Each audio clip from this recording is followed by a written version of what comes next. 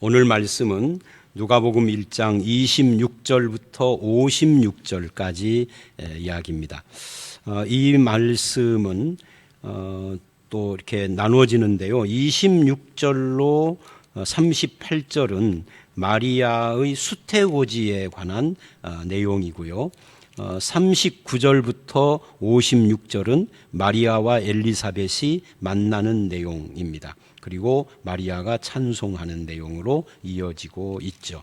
먼저 마리아의 수태고지 이야기를 26절 이하에서 보도록 하겠습니다.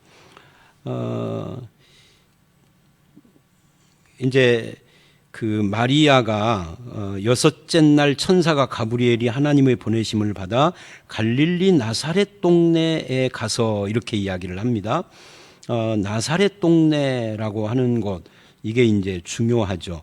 그 당시에 나사렛 동네는 굉장히 낮은 곳의 그 상징 같은 곳이, 못 살고 변두리고 가장 이렇게 뭐라 할까요? 버림받은 자들 같은 인생들이 모여 사는 곳이다라고 말할 수 있겠죠. 천대받고 멸시받는 곳인데, 우리가 어저께 그 누가복음 서론에서도 말씀드린 것처럼 누가복음은 약자들의 복음이에요. 그래서 다른 복음보다도 이 누가복음은 예수 탄생을 그 갈릴리의 멸시 천대받는 곳에 하나님이 주목하셨다 하는 것으로부터 시작을 하고 있죠. 그리고 이제 26절에 그렇게 가서 27절 요셉이라는 사람과, 다윗의 자손 요셉이에요, 약혼한 처녀에게 가는데 그 처녀의 이름이 마리아였다라고 이야기를 하고 있습니다. 이 마리아도 사실은 이제 누가복음 3장의 족보를 보면 마리아도 다윗의 자손이에요.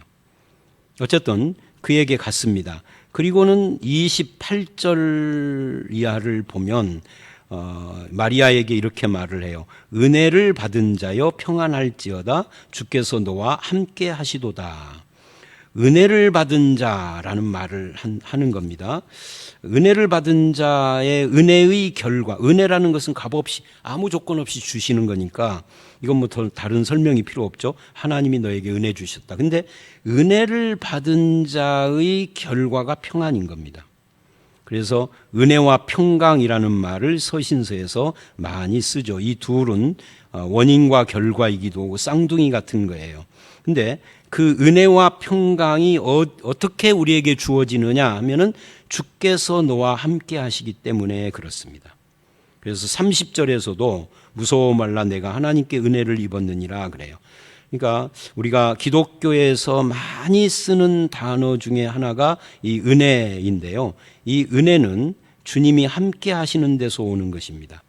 뭐 내가 뭘 감동을 받고 눈물을 흘리고 이런 것들은 은혜라기보다는 은혜의 결과 같은 것이고, 또 반드시 은혜가 아닌 어떤 인간의 감정적 자극으로도 얼마든지 나타나는 현상이에요.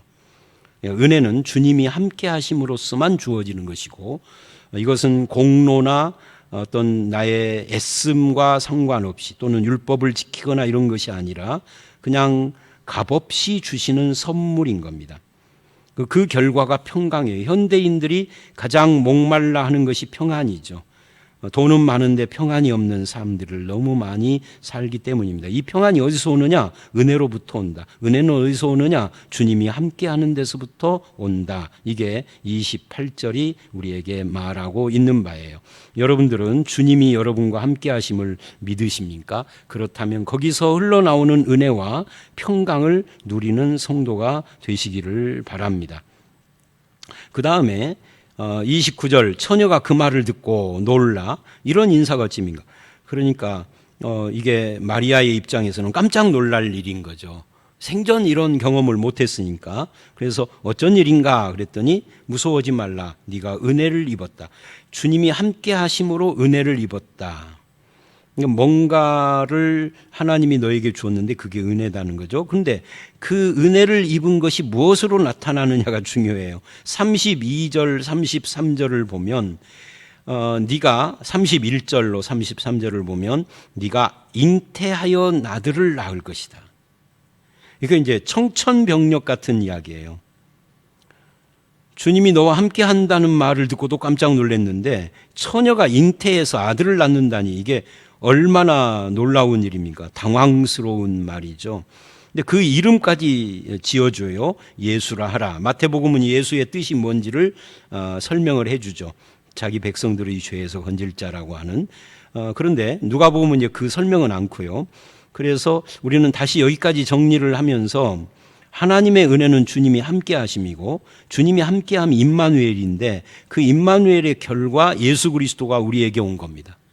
예수님 자신이 임마누엘인 거죠. 근데 마리아에게는 그 예수님이 직접 그 몸에 잉태한 걸로 나타난 거예요. 이게 아주 특별한 케이스라고 할 수가 있죠. 그분이 누구냐를 32절에 이렇게 말을 합니다.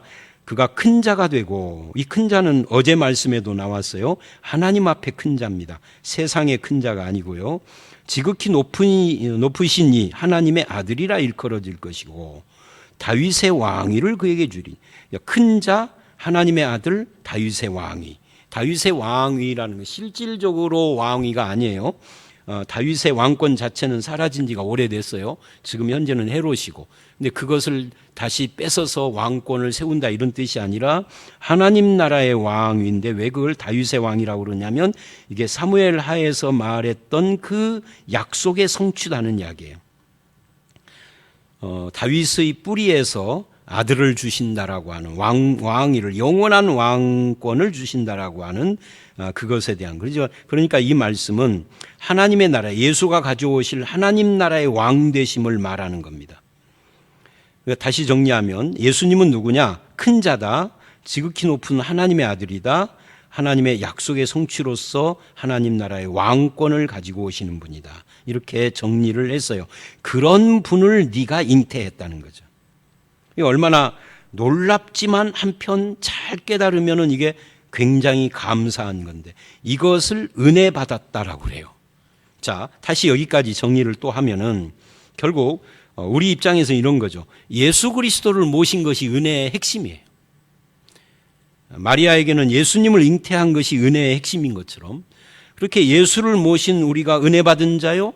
그 은혜의 결과가 평강이요. 그리고 그렇게 함으로써 우리를 통하여서 하나님 나라와 그 왕권이 세상에 드러나게 되는 겁니다. 그 다음에 33절로 38절까지 쭉 보시면 영원히 야곱의 집을 왕으로 다스릴 것이며 그 나라가 무궁하리라. 그러니까 예수님의 왕권에 대한 이야기를 쭉 32절에 이어서 했던 거고요. 34절 마리아가 천사에게 나는 남자를 알지 못하는데 어째서 이런 일이 있을 수 있습니까? 그런데 여기서 어찌라는 말은 왜라는 why라기보다는 how, 방법입니다. 어떻게 그게 가능합니까? 예요. 그래서 35절에 그걸 대답합니다. 그러니까 why가 아닌 이유, why가 아닌 how인 이유는 35절의 천사의 대답이 34절의 마리아의 질문이 why가 아닌 how라는 것인 거죠. 그래서 천사가 그 방법을 이야기합니다. 성령이 내게 임하시고 지극히 높으신 하나님의 능력이 너를 덮으시고 그래서 이런 일이 일어나는 거다. 그러니까 한마디로 말하면 하나님의 역사다 하는 거예요. 인간의 방법으로는 남녀가 결합을 해야만 자식이 나오는 건데 하나님의 역사, 그 인간을 창조하신 분이 하나님이니까 천지를 창조한 분이 남녀의 결합을 통하지 않고 처녀를 통하여서도 아들을 주실 수 있다라는 건 이건 얼마든지 가능한 거고 이것에 의문을 가지고 자꾸 퀘션 마크를 붙이는 사람들이 오히려 천지 창조 하나님을 안 믿는 것이죠. 근데 기독교 학자들이나 일부 목회자들 중에서도 이 처녀 탄생을 자꾸만 약화시키고 처녀 탄생을 부정하려는 사람들이 많아요. 그들은 하나님을 안 믿는 거나 똑같은 거죠. 무에서 유를 창조하시고 인간을 흙으로 만드신 하나님이 어찌 이미 있는 인간 여자에게 아이가 태어나게 하는 일을 못하게 하느냐. 이게 순전히 인본주의로만 생각하기 때문에 그런 거고 그런 분들은 실제로는 믿는 자가 아니라고 할 수 있는 거죠. 그래서 이게 35절이 그 대답이에요. why가 아니라 how, 어떻게 그런 일이 일어나. 성령으로 하나님의 능력으로. 그리고 그렇게 태어난 이는 하나님의 아들이라. 네가 하나님의 아들을 잉태했다. 그러니까 이게 굉장한 어떤 그 메시지를 받은 것입니다.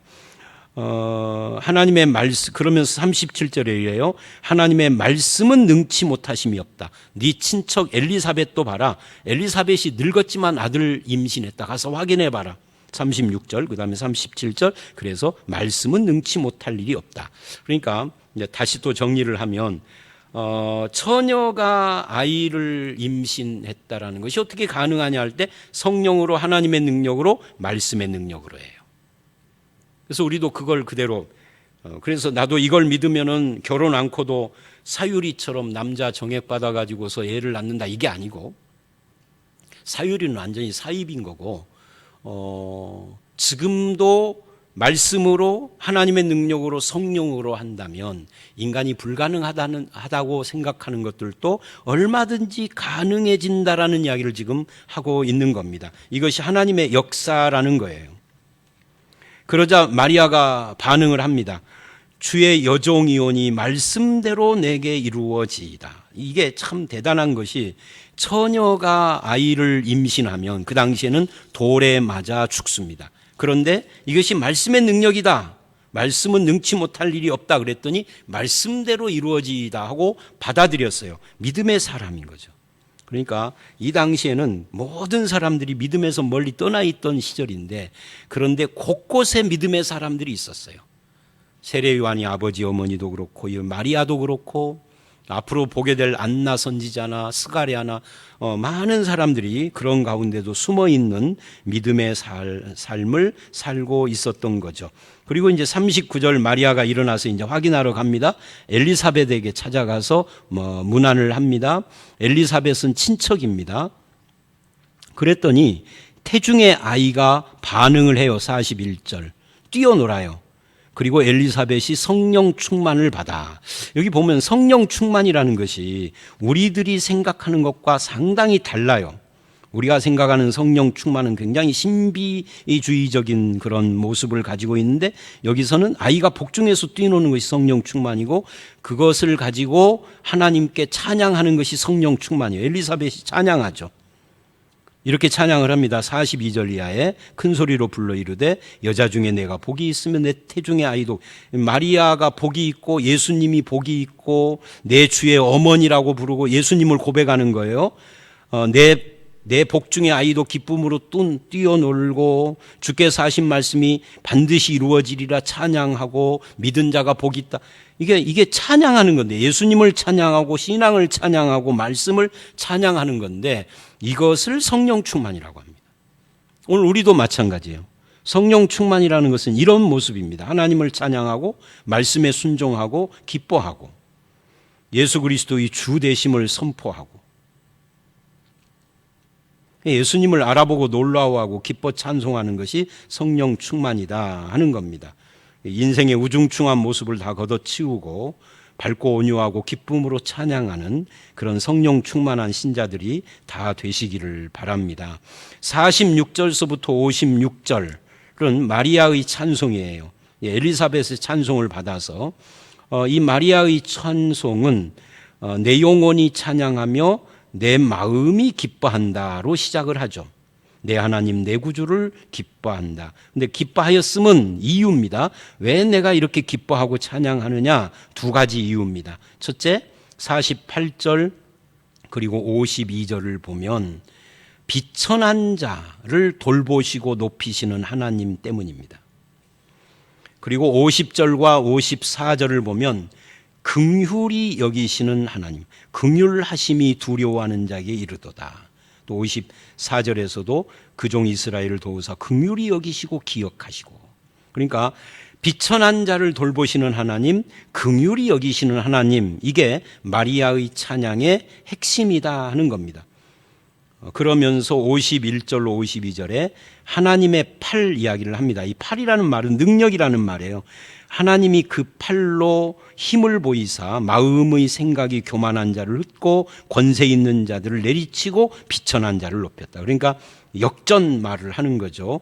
교만한 자의 생각을 흩으시고 권세자를 내리치시고 대신 비천는 자를 높이고 줄인 자를 배불리시고, 그러니까 역전의 하나님, 다른 말로 하면 은혜의 하나님인 겁니다. 마리아의 찬송의 핵심이. 그래서 이런 은혜의 하나님, 비천한 자를 돌보시는 하나님을 통해서 우리는 또다시 누가복음의 특징이 긍휼의 복음, 약자의 복음, 가난한 자의 복음이다 하는 것을 알 수 있게 되고, 그렇다면 저와 여러분이 믿는 기독교의 특징도 긍휼의 복음이어야 해요. 약자와 가난한 자들의 복음을 우리도 믿어야 합니다. 그런데 어느덧 우리는 예수를 믿고 삶이 편안해지고 먹고 사는 일에 지장이 없어지자 약자 편이 아니라 강자의 편이 됐어요. 기득권자의 편이 됐어요. 무엇인가 많이 가진 자들의 편이 돼서 아부를 해요. 그거는 기독교 신앙의 본 모습이 아닙니다. 긍휼의 복음을 우리도 같이 소유한 자로서 실천하고 살고, 가난하고 약자의 복음을 내가 받아서 내가 약자였는데 이만큼 살 수 있게 된 하나님의 은혜라는 걸 깨닫고 또다시 그것을 누군가에게 베푸는 삶을 살아야 하는 것입니다. 딱딱한 종교적인 껍질만 남아있는 기독교 신앙이 아니라 긍휼과 약자의 복음을 회복하는, 하나님의 은혜를 회복하는 그런 저와 여러분들이 되시기를 주의 이름으로 축원합니다. 함께 기도하겠습니다. 하나님 아버지, 그렇습니다. 마리아가 은혜를 받은 자, 예수를 잉태한 것이 처녀 몸으로 엄청난 그 압박이 되지만, 그러나 은혜를 받은 자라는 이 말씀, 하나님의 능력과 성령이 임하시고 말씀에 능치 못하심이 없다라는 말씀 앞에 굴복하여 말씀대로 되기를 원합니다라고 고백했던 것처럼, 오늘 우리들도 하나님의 은혜를 입고 그 은혜가 하나님이 나와 함께 하심의 결과인 것을 깨닫고 그 은혜 때문에 하나님의 말씀 앞에 순종하는 삶을 살아가는 성도가 되게 해 주시옵소서. 또한 성령 충만함을 받은 엘리사벳처럼 하나님을 기쁨으로 찬양하며 하나님의 말씀의 성취를 기뻐하는 삶을 살게 하시고, 또 내 영혼 내 마음이 주를 찬양하고 기뻐하는 이유가 비천한 자를 돌보시고 긍휼을 베풀어 주신 까닭이라고 하며, 기독교의 복음의 특징이 긍휼이고